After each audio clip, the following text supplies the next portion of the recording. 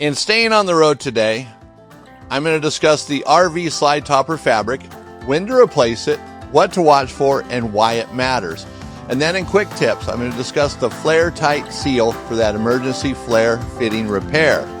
And then in RV Envy, I'm going to share this basic electrical repair kit. I'm Eric Stark. Welcome to the Smart RVer podcast. If you'd rather be camping than sitting in a repair shop, you're in the right place.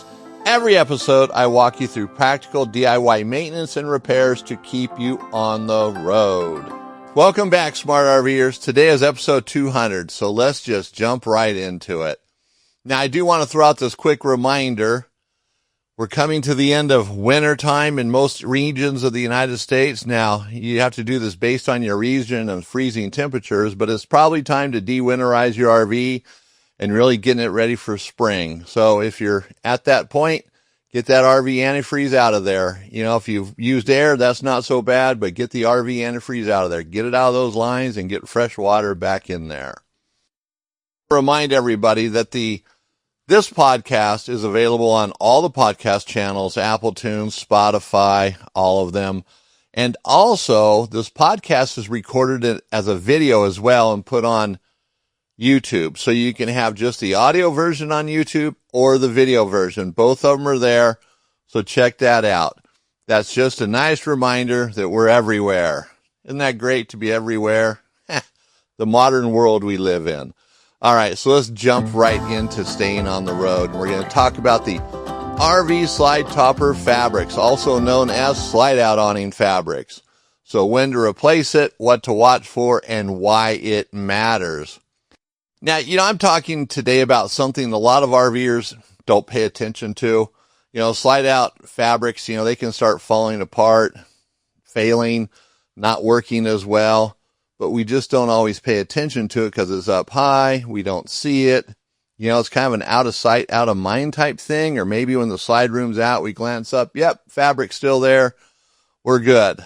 It probably needs more attention than that because, these slide out fabrics, they're exposed to a lot of elements. They can go bad, right before our eyes, if you will. So I want to cover what a slide out fabric does in this episode, what causes it to fail, and how to tell when it needs to be replaced. And sometimes why just replacing the fabric is just a smart move to make. And some of this might seem kind of basic, but we got to walk through these steps to really get to it. And by the way, we're going to talk about SunPro Manufacturing slide out awning fabrics as the replacement. So this isn't an advertisement for SunPro. It's just, whether you buy SunPro or another brand, that's up to you. But SunPro is my company. We've been making these for decades now, so we got a lot of experience with it. So now, why does this matter? Why are we talking about this? A lot of RVers, with life being so busy, sometimes they're just looking at the bigger things on their RV. It's like, I got to get tires done before this trip. Oh, the batteries are bad. The converter's not working right. The water heater's not heating like it used to. I think the roof needs to be resealed. Maybe there's a leak. And so those things become priority because let's be honest, that slide out fabric sometimes can wear out pretty bad. It can almost be gauze up there before we replace it sometimes. And that's because it's become secondary. It's not as important. But you know what? The slide out fabric lives outside all year round for most RVs. Even if it's under a carport or an RV port, it's still exposed to the elements, to the heat, maybe not direct sun and rain directly, but wind, dirt, other things. So it gets exposure even in storage, but let alone when it's out, when you're using the RV, the entire thing gets exposure, right? The constant rolling in, rolling out, that wears them out. And if we think about that, remember the old coat hanger deal? You bend a coat hanger, and you bend it enough and it breaks. Fabric's the same way. If you get a piece of fabric and you just keep bending it in the same spot, it'll break. Same principle, just does it differently. So slide out fabric's taking abuse every day, whether it's rolled out, rolled in, unless it's in a shop or something where it's completely excluded from the elements, right? Protected from all the elements. So we don't want to be surprised when it goes bad because, it's one of those things that does go bad. And, a slide out fabric isn't just about appearance. I mean, granted, a good looking slide out fabric definitely makes the RV look better. which is nice, but it also protects the room itself. I mean, I've installed thousands of these fabrics. We've sold thousands of them. In the year 2017, 2018, we sold I actually installed 1,200 slide out fabrics in one winter season while we were in Arizona. That's a lot of fabrics. And what I noticed is some of them are torn, maybe part of the way, 3/4, a third. And that area where it's torn allows the sun, allows the elements, rain to get in there, leaves, dirt, other things. It's just easier to get in there. So that's why it's important. Even a partially torn slide out fabric can be problems. Then of course it can mess with how it's going to roll up and how that slide out's even going to function. I've seen awnings actually cause problems for slide rooms because they're not maintained. And that could be the mechanical part of it more than the fabric, but sometimes those fabrics can be real issues as well. And you want to keep the roof of that slide room clean. That's the point. Keeping the dirt off it, the twigs, the pine cones, whatever it might be, any moisture, rain. They're not really designed to be a waterproof seal for a slide room. They're more for all the other debris that's a problem and to keep the water off the top of the room. They definitely make a difference. So keeping the roof of the slide out is very important. So when we think about a slide out awning, we don't want to make it just an item that's on the RV. It has a job to do.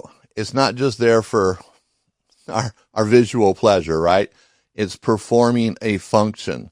So if the fabric's torn, stretched, missing chunks, it's just not doing the job that it should do. So when we're using RV, we're going to notice things, whether it's the slide out awning related, whether it's water related, the water pump. We pick up stuff. We hear noises. We hear regular noises, abnormal noises. We go, okay, hey, there might be a problem there. So when we think about a slide out fabric, is it flapping louder than normal? And I say louder than normal because some of them flap no matter what. And depending on the brand of the slide out awning, that's normal. Like Carefree slide out awnings don't wind as tight as like a Dometic or a Solera do. And so they might flap a little bit more. Or you might see some cracks in the material. Up there cleaning the roof, hey, there's some cracks in this fabric. The edges are getting a little frayed when you bring it out. It's starting to sag in the middle, getting stretched out. Water's pooling on it. So you get a little bit of a sag, then you get some rain, and now that starts to pool, and that becomes a problem. Just ruins the fabric even more. One edge of the slide out awning might look worse than the other edge because it's exposed to the wind more often. The fabric looks dry, maybe chalky, getting a little brittle there. You touch it and it gets kind of crunchy. Maybe there's some small tears creeping in, like right at the awning rail, where it comes to next to the RV. It's starting to split there or tear. So those are all signs. So those are, I guess you could say, early signs. It's time to start thinking about replacing that fabric. And you don't want to wait too long because sooner or later that whole fabric's just going to fail. And, it's nice when it fails at home rather than out on a trip when you really like it. Maybe you're up in the mountains, you got all these pine cones, pine needles falling on the top of it, or whatever it might be. Or in a wet area, it gets all this rain on there. You bring in your room, all this water comes in with you, right? Yeah, who wants that? So we want to make sure that we're taking care of it and noticing these things. Now, the question we get quite often, we get a lot of phone calls and people ask, why do these things fail? And I find it kind of interesting sometimes because, just this week, a customer called and he was talking about replacing a slide out fabric. And he had this Carefree slide out awning that it's not even Carefree's history anymore. That slide out awning is so far gone. It's amazing that he has one. I've only seen a couple of these and they're like the dodo bird, man. You just don't see them anywhere. His fabric was 20 years old and he's consumed with why it failed. I don't understand. It only lasted 20 years. 20 years is an exceptionally long time for a slide out awning. I mean, that's amazing. 20 years for any awning fabric. And they don't last forever. If you get 7 years, 10 years out of it, you're doing well. I think most fabrics are going to last 5 to 7 or 8 years, on a good day. The Dometic black fabrics don't seem to last as long for some reason. They just fail. they're exposed to the sun, they get old, weather extremes, you know, that going in and out, the constant tension that's on it, the wind, the stress from the wind, things that are sitting on the roof, which the weight of it's not really, I mean, you think about what's going to be on the top of your slide out, the weight probably isn't the issue, but you know, you get pine cones, especially heavy ones, that have little needles on them and they prick a hole in the top of the slide out fabric. Well, that becomes a problem. And then they're stored outside, you know, just little things. Maybe it's pooling and you don't really address that issue. So that's what can make them fail, or that's what does make them fail. It could be 1, 2, 3, several of those things. So when it fails, it fails. And sometimes they're going to fail prematurely for whatever reason. And maybe it's the quality of the fabric. Maybe it's not the original one that came on the RV. It was replaced and it's not the same quality as the factory one, or it's worse quality, I should say, because the factory isn't always the best either. So we want to think about those things. That's why it can fail. And sometimes they just fail, or you get a real bad wind and it just tears it. You know, the fabric could be a year old and you get the right wind, right direction, and it just tears it. So it brings us really to the bigger question. When an awning fabric fails on a slide out, let me emphasize, we're talking about slide outs here. The principles apply to a patio awning, but that'll be another episode. So when the fabric fails, do you have to replace the entire slide out awning?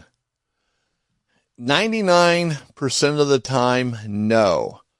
Most slide out awnings, the hardware lasts, I don't want to say forever, but man, they last a long time. I've only replaced a few slide out awnings because they were damaged. Like the customer, you know, took a corner and cut it too close and hit the slide out awning, damaged a roller tube, broke a bracket, or the wind caught it just right and just kind of teared it up. They're unusual circumstances for them to have a full replacement. And the slide out awnings are pretty durable, and most of them today you can still get parts for them. And I say most of them, not all of them. So they're pretty stout, and the roller tubes don't just bend. I mean, like I said, extreme wind or sometimes real long awnings, you know, they're more susceptible to wind damage or hitting something, but that's about it. So when your fabric fails, you know, look at everything, make sure there's nothing obvious. You're probably going to be just fine ordering a fabric and putting one on, and you're done with it. So just the fabric makes it a lot cheaper, a lot easier to do, right? So just make sure the awning is working correctly. Now, the other thing, if you're going to just replace the fabric, which I'm sure that's all you need to do most of the time, is measure it correctly. You know, you want to look at the awning first, make sure everything's good. If it is, then you're just going to do the fabric. So you don't want to just eyeball the fabric and like, oh, I think it's 70 inches. I think it's 6 feet. I think it's 8 feet. And oddly enough, we get that. People just, they call us, well, I think it's about 13 feet, and they're not sure, and then they want to order it. Well, you need to measure it, because if you get it wrong, it's yours. Awning fabrics are not returnable. Dometic, Carefree, Solera, which is Lippert, they don't take them back, and neither do we, and neither do most other companies that are reputable. Because awning fabrics have a lifespan. For a good quality fabrics in a box, and they don't last forever in that box. So they're not returnable. So keep that in mind. And we don't hide that. It's reality. They're just not returnable.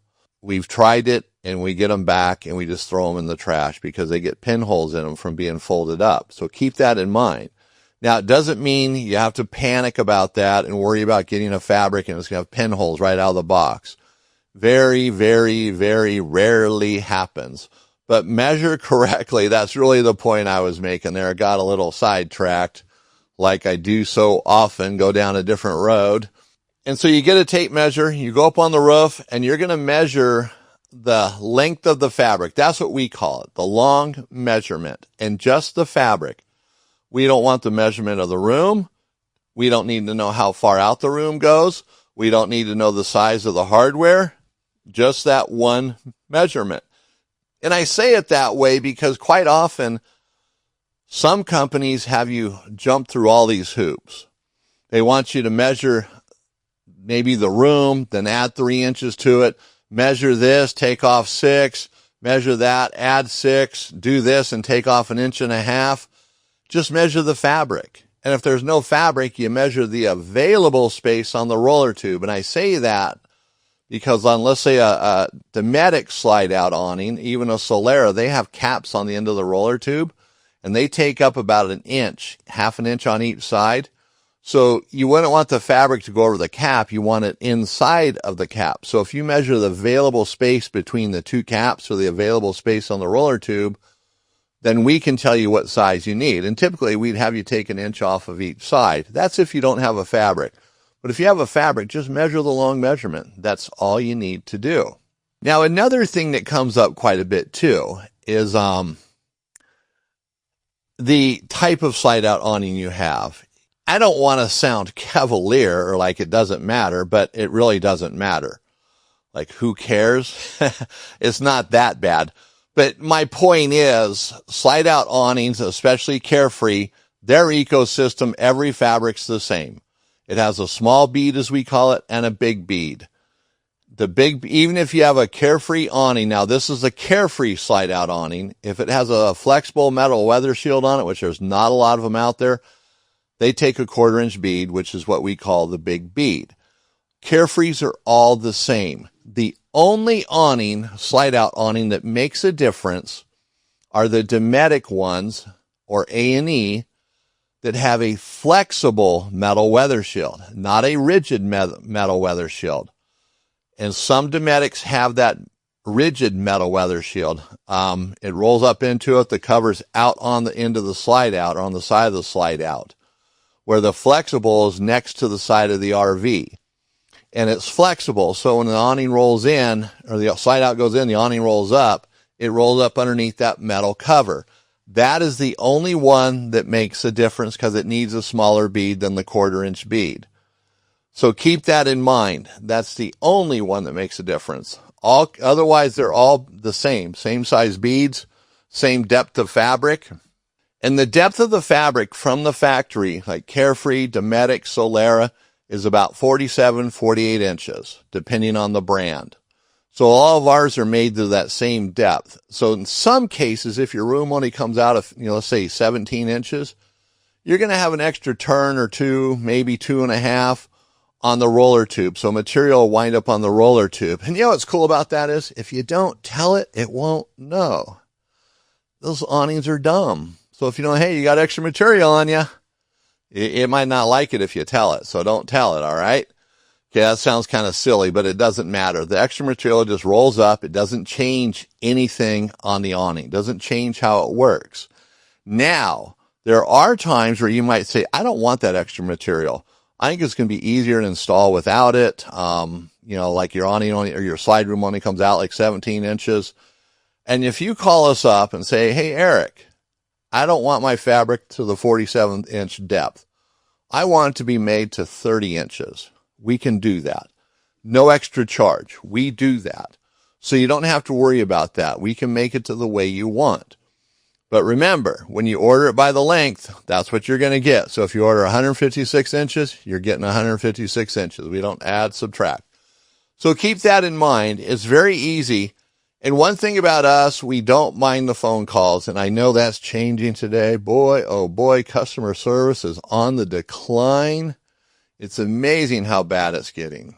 So what's nice here is it's an easy process to do, and we will walk you through it. And even installing the fabric, I can help you every step of the way. We don't have videos on it. We just haven't done them. No rhyme or reason why. There's a lot of videos out there. I've watched some of them. Some of them are pretty bad. Some of them are good. They're spot on, but it's trying to find the right one. And sometimes people call us, I watched this video, I think I can do it. And they start explaining it, and the video is wrong. And so I explained to them how to do it right. And, I can also email you instructions, text you instructions, and I'll walk you through it on the phone. If you're doing the job during the week, you call us while you're in the middle of the job, we'll help you with it. So we're here to help you. We will make this happen for you. That's part of our customer service. Now, there might be times where you say, I don't want to do this. Maybe you're unsure about the spring tension. You don't want to break a finger. You're concerned about that. Or the slide out awning's like 20 feet long, 25 feet long. You're like, that's just pretty long. I don't want to monkey with that. Then you hire someone else. But 13 feet and under is pretty simple. 14, 15, 16 feet. It might get awkward. I mean, a 6-foot one, those are dreams come true. You zip, zip, zip, it's done. Make it sound so easy, right? But most cases, you're going to want two people, you and someone to help you. One to pull the fabric and one to help guide it in. Because the farther away you get from where you're feeding it in, the harder it is to just pull it. So you need someone to feed the fabric.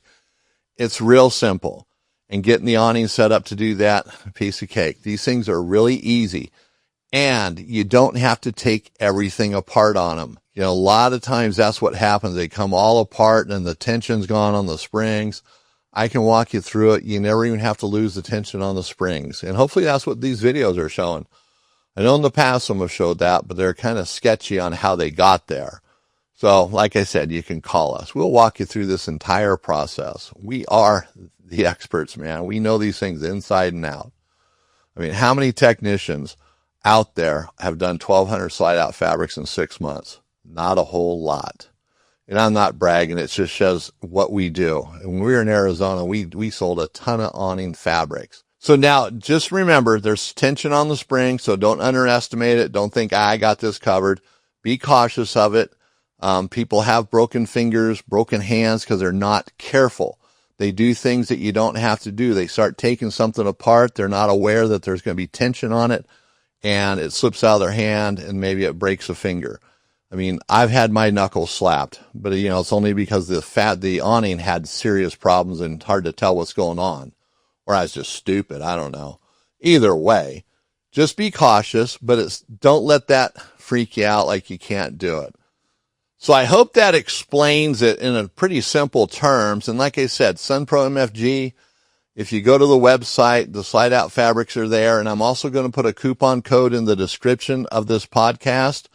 And it's going to be for 10% off. And I think it's the Smart RVer 10, but it will be in the description. So check that out as well. And then you can just copy and paste it right into the website when you're going through the checkout process. So if your awning's cracking, fading, falling apart, just take care of it. It's better to do it earlier than later. And like I said, SunPro Manufacturing is part of our ecosystem, so we have complete control over it.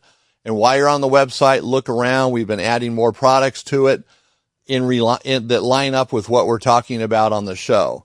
So we're kind of building it out. And we've had a website in the past filled with products, but we discontinued it during the pandemic because we just couldn't get so many items. We said, forget it. We're done with that. Go to the website and you will find the fabrics there. And like I said, you get 10% off and you can call and talk to me. That makes it worth it right there.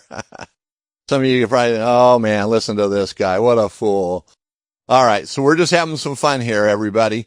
Now let's go on to the quick tips. And this part is pretty cool. I really like this item, the flare tight seal. So this is an emergency. Emergency might not be the right explanation here, but it becomes an emergency if you can't get a flared fitting to make that seal, especially if it's propane. So on your RV, where are you going to find a flared fitting? Sometimes the feed line, you got the line that goes from your propane regular down to the bottom of your, let's say it's a travel trailer, is going to go to a flared fitting. A motorhome would be similar. It's going to go from the regulator to a flared fitting. Generally, that's a 1/2-inch flared fitting, but that's okay. And then on your water heater, your furnace, and your refrigerator, you're going to have 3/8 flared fittings. And on the appliance, it's a male end. So 3/8 male flare is on the end of the appliance, and same on that feed line. And you might have a catalytic heater. Again, it would have a 3/8 flare. 3/8 flare is the most common size you'll find in an RV. 1/2-inch is generally on the main feed for the propane. And that's usually the only place you have those flared fittings because they have copper lines on them in a lot of cases. Not every RV has copper. Sometimes you just have that fitting and it becomes an issue. Let's get back to the point here. These flare tight seals, and you can go to flaretight.com, and I'll have a link in the description. So let's say you have a a copper line going to your refrigerator. And no matter what you do to tighten it, I mean, you've done everything. You've put pipe dope on it, thread tape. You've done everything you shouldn't do, and you've tightened it, and it just still leaks. And I say you shouldn't do because you really don't have to put any sealants or sealing tapes on flared fittings. None of them. And it still leaks. It's just got a leak. It's a tiny leak, but it's propane. You can't have a propane leak. You know, that's not good. Any kind of leak, whether it's water, air, propane, no bueno. You know, propane go boom. So we don't want that. So these flare tight seals come in handy when you can't cut the end of the copper line off because of where it's at. It would be so awkward to do. You couldn't get the tools in there to cut it and reflare it to do it properly. So these flare tight seals go on the end of the male end. So the 3/8 male flare fitting, you'd put it on the end of it. Then you put your flare nut on there and you tighten it up, and it'll fix that seal issue. These things are just awesome. Now that's for minor leaks. If you got a major problem, like there's a crack in the line, and sometimes flared fittings on the copper side, you know, the tubing, if you look inside the nut, the tubing itself can have a hairline crack. This flare tight seal is not really for that. It's for those ones where it's just not seating properly, just needs a little help. So a crack, you definitely got to take care of. And that might become a hassle for you. I get it. Especially if you can't get to that line and you can't cut the end off. It's really hard to do. But you might have to bite the bullet and do it. So it's just for the basic non-sealers where it's no cracks in the line, no physical damage. It's just not seating for some reason. So check it out. These things might be something you'd want to keep in your toolbox. Flare Tight has them on their website. They're not inexpensive. They're kind of expensive for what they are. So if you do buy some for your toolbox, yeah, I wouldn't get a bunch of them. In fact, I think they only come in like 3-packs or something. They don't sell them like in 20-pack. They probably do, but you wouldn't want a 20-pack, that's for sure. A 3-pack, you might only use one in the life of your RV or two.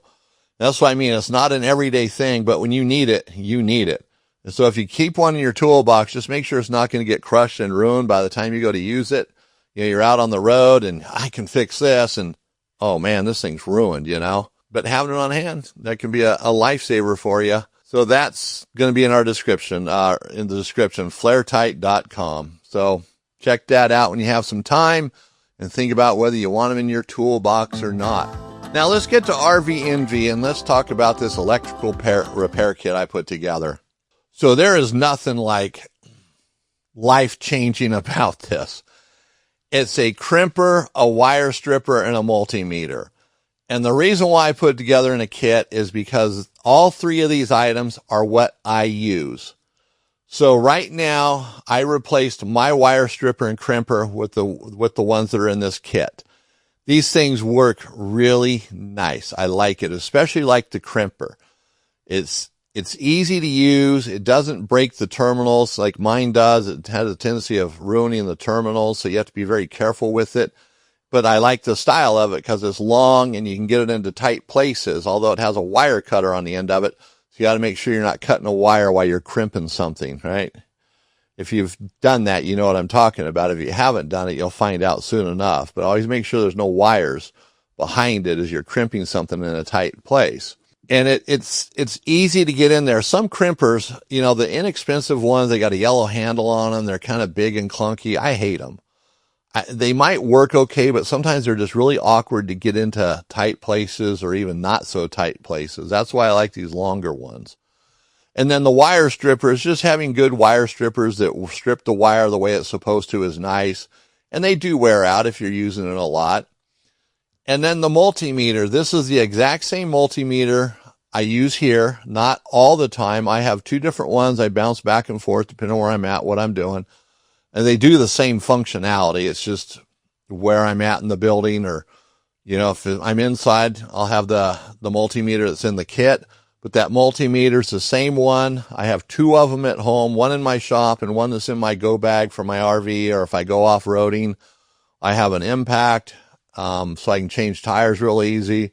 It's the DeWalt 1/2-inch drive impact. It goes in that bag with another cordless drill and a few other little trinkets just that I take and go. And so what I'm getting at is it's something that we use. We sell them in our store. It's a product we can count on. It's made by Southwire, so the multimeter is a really nice one. And multimeters make life so much easier when you're tracing problems, whether it's 110 volts, 12 volts. Knowing whether you have voltage or not eliminates so much time in trying to find a problem. And, I talk to people all the time, and it's like, well, do you have voltage? I don't know. I'm pretty sure I do. I'm plugged into shore power. Well, plugged into shore power, pretty sure I do, isn't voltage. That's a hope, right? I hope I have voltage. So when you have a voltmeter, you can check it, and you can be sure whether you have voltage or not.